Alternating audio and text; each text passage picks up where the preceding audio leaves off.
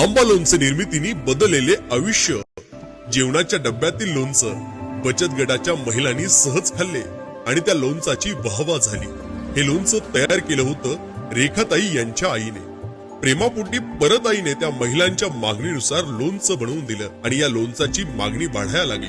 गाव गदाना, तालुका खुलताबाद, जिल्हा छत्रपती संभाजीनगर हा प्रवास आहे रेखाताई प्रभाकर चव्हाण यांचा। आपलं घरदार सांभाळत रेखाताई बचत गट सुद्धा सांभाळत होत्या, परंतु खरी चालना ही कोरोना काळात मिळाली। सर्व व्यवसाय हे बंद झाले होते। रेखाताई जेव्हा बचत गटाच्या काम करायच्या तेव्हा काहीतरी ग्रह उद्योग करा असं त्या नेहमी सांगायच्या, परंतु आपण सुद्धा काहीतरी व्यवसाय करावा असं त्यांना सतत वाटायचं, परंतु काही सुचत नव्हतं। एके दिवशी बचत गटाच्या मीटिंगच्या निमित्ताने सर्व महिला जेवणासाठी बसल्या होत्या, तेव्हा रेखाताई सुद्धा आपला डब्बा उघडून आपल्या डब्यातील लोणचं इतर महिलांना दिलं। तेव्हा त्या लोणचाची प्रशंसा झाली। सर्व महिला विचारू लागल्या की हे लोणचं आम्हाला 1-2 किलो मिळेल का? हे लोणचं तयार केलं होतं रेखाताई यांची आई भिकूबाई यांनी।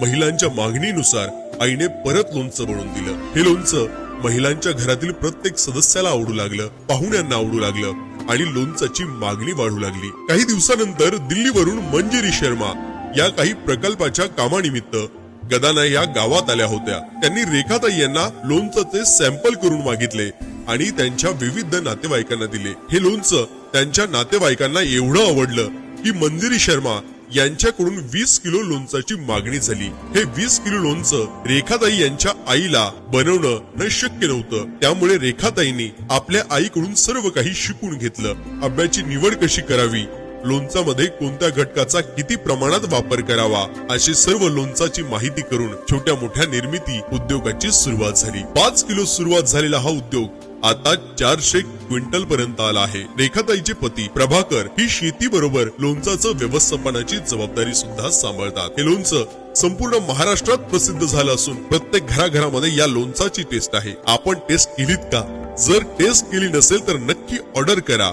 अधिक माहितीसाठी 9975866681। आई लोणचं, घरगुती बनवलेलं आपलं लोणचं।